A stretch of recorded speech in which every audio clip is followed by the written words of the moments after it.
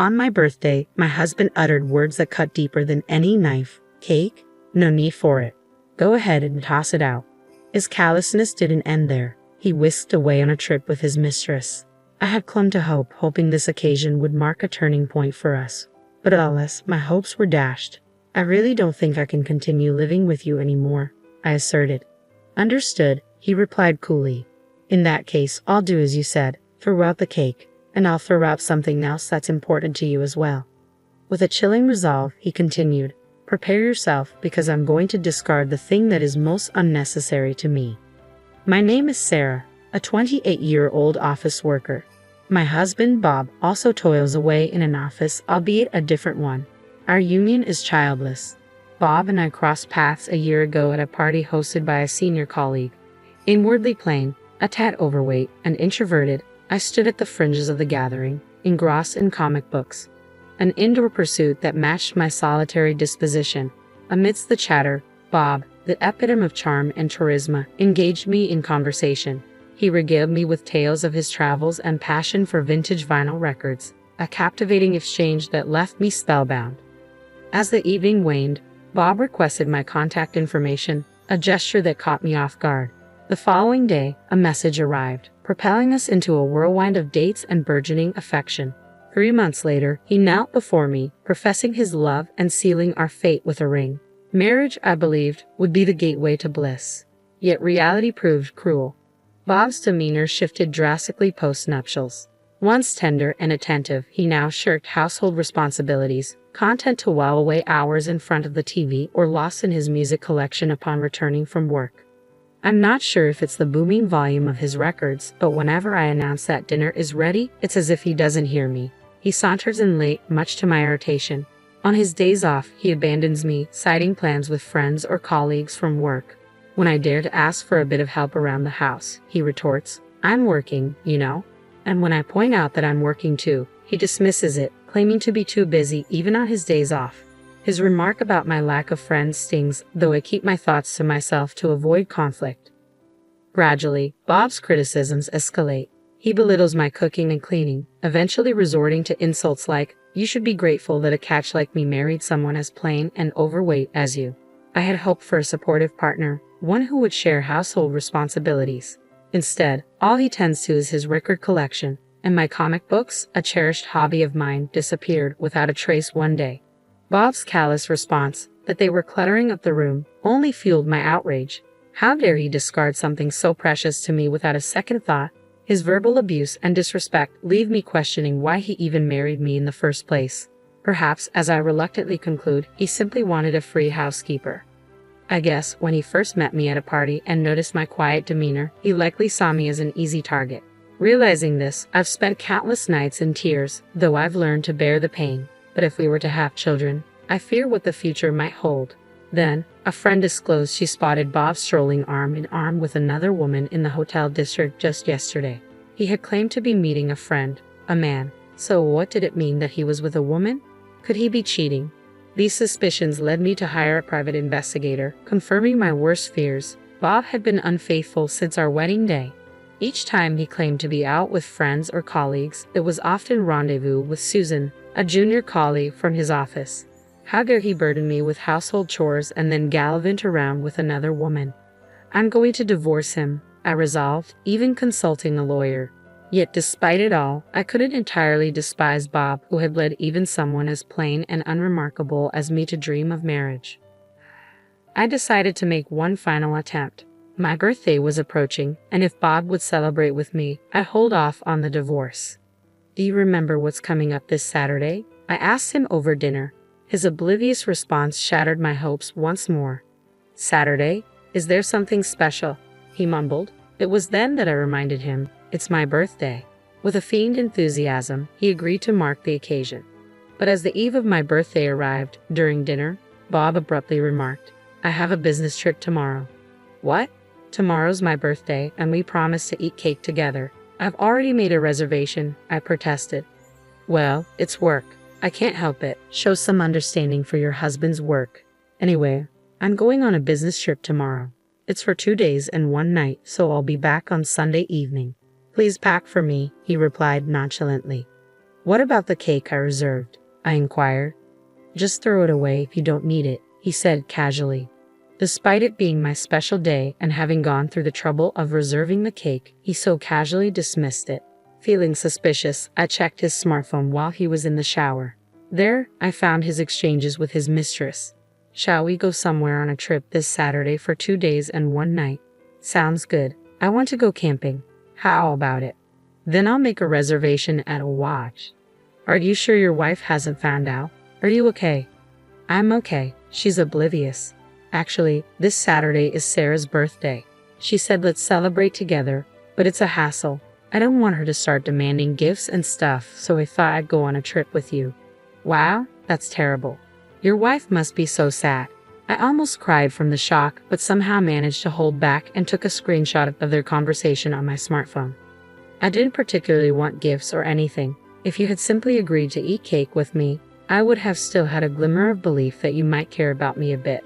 Seeing the messages between you and your mistress shattered that last bit of hope. Enough. I'm done with it.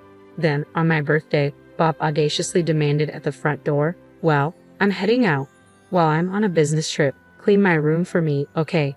By the way, I'm going to pick up the cake we reserved today. You still want me to throw away your share of the cake, right? You're nagging. I replied, it's fine. Understood. I'll clean your room and I'll throw away anything that I think you don't need anymore. That's okay with you, right? Yeah, it's fine. I'm heading out now, Bob affirmed, and with that, he left for what he claimed to be a business trip but was, in reality, a getaway with his mistress. Remembering our conversation, I asked, is it okay if I throw away anything I think you don't need? Yeah, it's fine, he had responded. I recorded our exchange on a voice recorder, ensuring there was no taking it back now. Once inside Bob's room, I diligently cleaned, vacuuming and wiping the windows.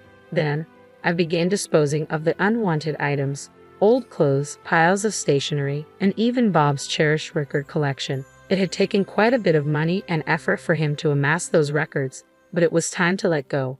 I packed everything up and stowed it in the storeroom before placing the filled-out divorce papers on a living room table and leaving the house. Now, it was my birthday, and I intended to enjoy it to the fullest. I picked up the reserved cake, then booked a room in a luxury hotel I had always wanted to visit. In the comfort of my hotel room, I indulged in the cake, unable to bring myself to waste it. It was delicious, but I knew I needed to start dieting to avoid gaining weight again. Afterward, I treated myself to a shopping spree in nearby stores and took a leisurely stroll by the sea. It was the first time in a long while that I had the freedom to enjoy such a carefree day. Just as I was relishing this newfound freedom, I received a call from Bob on Sunday night.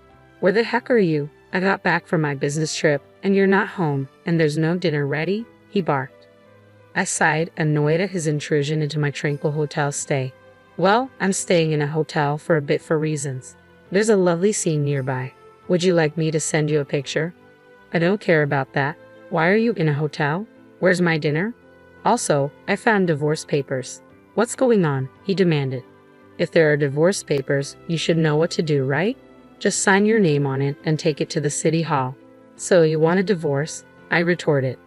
Are you planning to make a paper airplane with it? You can't be that stupid. Just sign your name on it and take it to the city hall. So you want a divorce? I replied, frustration seeping into my tone. Honestly, I'm sick and tired of it. Bob just leaves me alone to plan his day off, and he never helps me with the household chores. From the very beginning, the first thing he does when he calls me is get mad because I haven't prepared dinner, I stated, bewildered. I thought it was unbelievable. What's up with that? When I entered the room, my cherished collection of records was nowhere to be found. What happened? Bob's voice rose sharply. I threw away the records, I admitted. You threw them away? Are you kidding me? Why? You knew I cherished those. Bob's anger escalated. But Bob, you told me before your business trip that I could throw away anything I deemed unnecessary. You said it was okay, so I did. I even have our conversation recorded. Wanna listen? I offered. And besides, you also threw away my beloved comics, didn't you? That's unfair. Anyway, don't just drop divorce papers on me and leave. Let's meet and talk for once, Bob proposed. Reluctantly, a few days later, I found myself at the lawyer's office with Bob. Seeing him in shabby clothes and with unkempt hair, I couldn't help but wonder why I had ever liked such a person. I'm glad I had worried about how I would feel if I no longer wanted to divorce after seeing Bob again. But it seems that was needless worry, I thought to myself. As the discussion began, I asserted, I'll say this first. I haven't changed my mind about wanting to divorce. This is the amount I want as alimony. When I stated the figure, Bob's reaction was explosive. $30 million, Sarah? That's way too much. Just because he didn't help with the housework? I questioned internally, bewildered by his reaction. But that wasn't all. You've also constantly insulted me, calling me fat and plain. And worst of all, this. I paused, pulling out evidence of infidelity that I had uncovered through a detective agency. I also showed him the screenshot of our smartphone conversation. You've been cheating since we got married, even on my birthday, lying about a business trip to go on a vacation with your mistress. Considering all this, $30 million is still not enough, I declared. Sarah, did you know about the affair? Bob's face turned pale. Yes, did you think I didn't notice because I'm dense? I retorted. And you threw away my beloved comics, remember? But that's because you threw away my records, Bob protested. Oh, the records? I lied about throwing them away, I confess, surprising Bob. Actually, I thought about it, but I felt it would be too cruel. They're stored in the back of the storeroom. What? Bob's relief was palpable. Why are you looking so relieved? The fact that you threw away my comics hasn't changed, so you should compensate for that. And about the cake, you said to throw it away. But I couldn't disrespect food, so I ate both portions, I continued. So, you didn't throw away anything? Bob sought confirmation. With a chuckle, I replied, There's no need for that. I declare to you, I discard anything I don't need, and I've done just that. Well, actually, I'm about to do it, I continued, much to Bob's confusion. Yes, you're the thing I need the least. I'm going to get rid of you completely. Once you understand that, please sign the divorce papers. There's no way the alimony will be less than this amount. If you argue, it'll be higher. Bob remained silent for a moment before finally saying, I'm sorry. I won't cheat anymore, and I'll help with the housework because you're here, because I'm here, Bob pleaded. What, so you can go on dates with your mistress without any worry, dumping the chores on me during your days off? No, that's not it, I interrupted, unswayed by his words. No matter what you say, I intend to divorce. I don't like holding onto trash because I'm a neat freak, I retorted firmly. After I said that, Bob fell apart, stammering, I'm trash. His expression at that moment was priceless. Afterwards, we divorced. Since then, all communication has been through our lawyer, so I haven't seen Bob. However, according to stories my lawyer shared, Bob, having left all the housework to me, had no domestic skills. He briefly cohabited with Susan, but apparently she too couldn't do housework. Their place quickly became a mess, and their diet was all over the place because they were constantly eating out. Bob started gaining weight, and his once handsome face now looks quite regrettable. It seems Susan broke up with Bob and moved on to another job. Furthermore, it became gossip at work that Bob and Susan were having an affair, causing him discomfort. But he can't quit because the alimony requested is substantial. I've switched jobs and moved, and now I'm enjoying living alone. I'm not run ragged by housework like before. No one gives me a hard time, and I'm happy. Plus, maybe because I'm not stressed anymore, my face is brighter, and I've been told I look a little thinner. If I continue to lose weight, even though I don't plan to see him again, I might make Bob regret even more. You're welcome.